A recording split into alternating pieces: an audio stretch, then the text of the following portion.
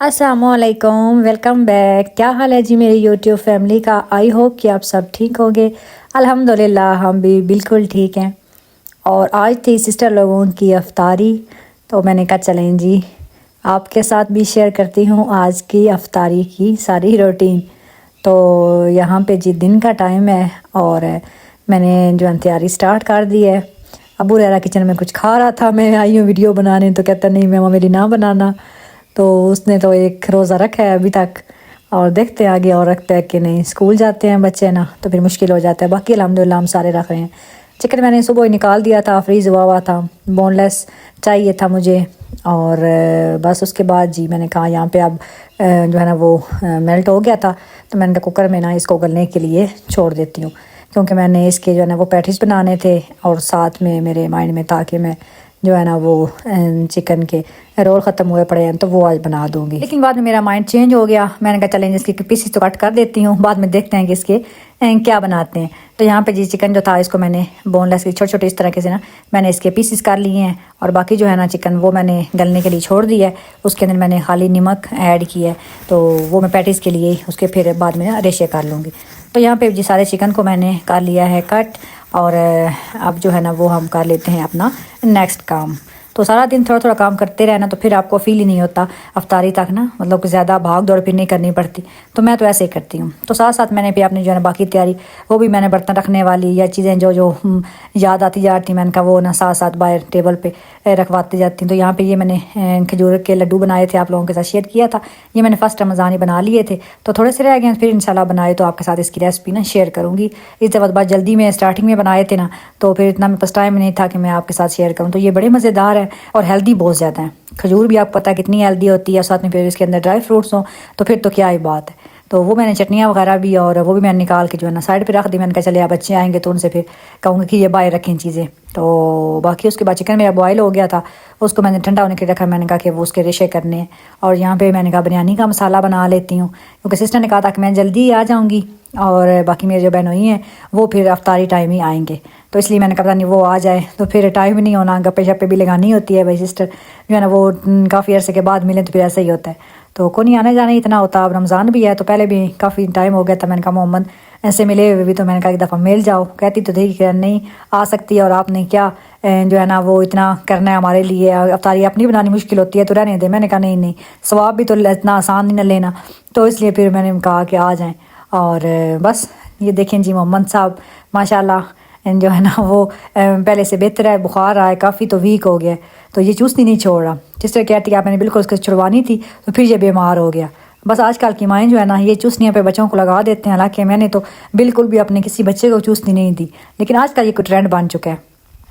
और बस पे सिस्टर आ गई। मैंने कहा चलो जी अब आप आ गई हो तो चले आए काम करें।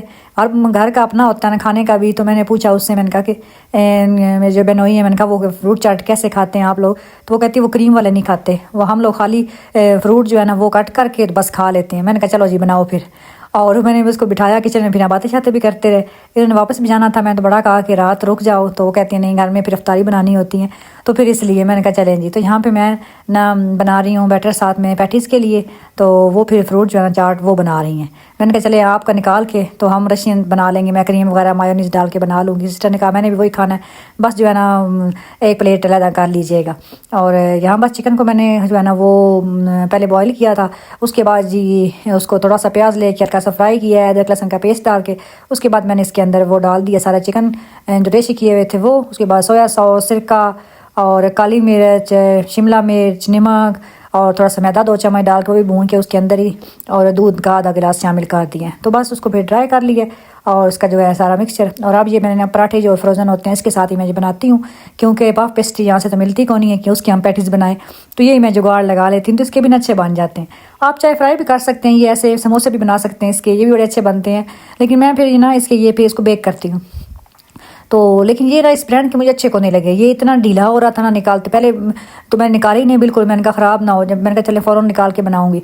लेकिन जब फ़ौरन निकाल के करें तो फिर थोड़ा सा हार्ड होता था, जब थोड़ा सॉफ्ट होने लग जाए तो फिर मतलब बिल्कुल ज़्यादा सॉफ्ट हो जाए। तो बहरहाल फिर मैंने इसको ना आराम आराम से ना जुगाड़ लगा के तो मैंने बना ही लिए। और एंड टाइम पर जनाब लाइट ही चली गई, लगा करना ये हुआ जब मैंने ओवन के अंदर उसको बेक करने के लिए रखा था ना उस टाइम। खैर अभी तो टाइम था, मैंने ये बना के रख लिए थे और साथ में बिरयानी का मसाला भी रेडी हो गया।